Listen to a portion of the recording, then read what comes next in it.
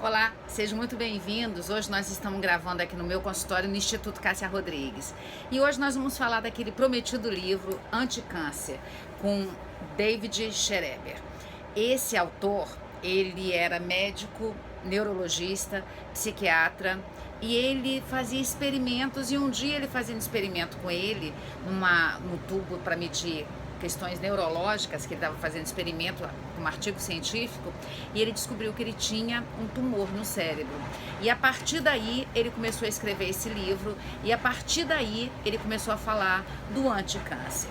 E muito interessante que ele fala assim: um dia brilhante, um psiquiatra e pesquisador na área de neurociência resolveu substituir o estudante que ficara de comparecer para uma de suas experiências neurológicas, entrou na máquina de ressonância magnética, mas seus colegas logo interromperam o procedimento com a alarmante notícia: havia encontrado um tumor em seu cérebro. E o pior dos tumores, esse tumor daria a ele 6 meses de vida. Ele viveu 20 anos depois dessa experiência que ele teve com anticâncer. O episódio ocorreu mais de 20 anos, desencadeou mudanças radicais na vida do autor. Só que aí ele foi falando que a pessoa, para ter desenvolvimento do tumor, ele tem que aprender a lidar com 3 áreas da vida dele. E as áreas que a pessoa tem que lutar é a área da inflamação. Você tem que começar a cuidar da sua saúde cuidando da área da inflamação, que a gente pensa que a gordura faz muito mais mal que açúcar. E nesse livro, Anticâncer, ele vai explicando que o que faz mais mal é o açúcar. E tem 3 áreas que ele gastou o livro todo explicando: a nutrição, o exercício físico e a gestão emocional. E na gestão emocional, ele conta uma experiência muito interessante. Anunciar a notícia: a doença é terrivelmente solitária e com ela os seus valores vão se perdendo, porque a nossa cultura ocidental tem o culto do resultado concreto, muitas vezes nos faz perder de vista a questão da doçura da vida. E ele percebeu que quando ele descobriu que ele estava com câncer, muitas pessoas deixaram de ser empáticas com ele. E quando ele começou a perceber isso, que as pessoas não faziam com ele aquilo que ele achou que era importante, ele começou a desenvolver. E logo depois ele vai descobrindo que ele começa a fazer terapia. Ele era psiquiatra, neurologista, trabalhava com neurociência, e ele vai fazendo terapia. Aí olha o que ele escreve, que eu achei muito interessante: no começo da minha doença, a pessoa me entrega uma carta com resultado, é muito fria. Nossa cultura de controle de ação, a simples presença de quem perdeu o controle da sua vida já leva você a cair em prantos. E aí você vem com frases prontas, querendo ajudar as pessoas.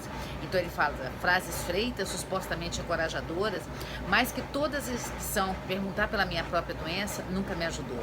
Então esse autor, ele foi falando que essa doença é uma doença que trava a pessoa, antecipa o propósito da morte. Você vê a morte muito perto de você. E no passear do livro ele vai descobrindo que ele foi uma pessoa que foi criada por uma família que rejeitou muito ele, o anticâncer que a gente está falando, e essa rejeição fez ele ter no corpo dele as células do câncer e fez com que ele desenvolvesse no cérebro para ele deixar de pensar. E esse livro é muito interessante. Aqui atrás tem escrito, ele é um autor francês: todos temos um câncer dormindo em nós. Como todos os organismos vivos, nosso corpo fabrica células defeituosas permanentemente, mas nosso corpo é também equipado com múltiplos recursos que permitem detectá-las e contê-las. Com essa convicção, o Dr. Servin aposta em uma poderosa biologia anticâncer, capaz de nos prevenir contra doenças e até curá-la definitivamente. O tumor do cérebro foi dito que era de 6 meses, e ele viveu muito mais do que isso. Esse é o Schereber.